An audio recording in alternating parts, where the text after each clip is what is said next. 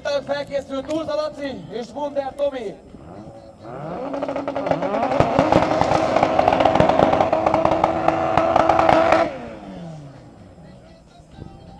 Megvolt a burnout, a gumimelegítés mindkét oldalon. Na nézzük ki ezt a kettes kategória bajnoka, illetve ma még csak győztese.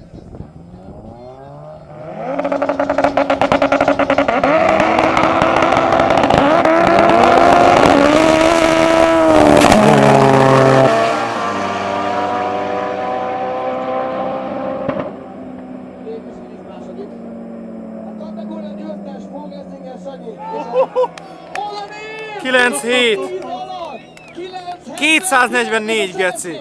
244 km/h, gyerekek!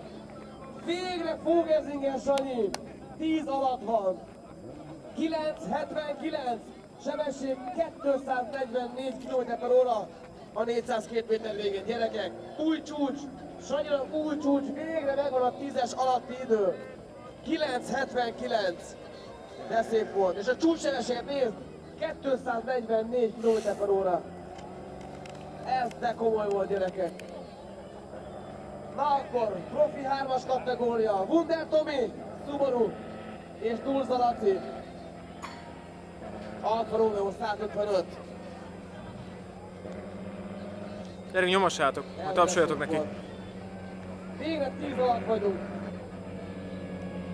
Na jön a 3-as kategória.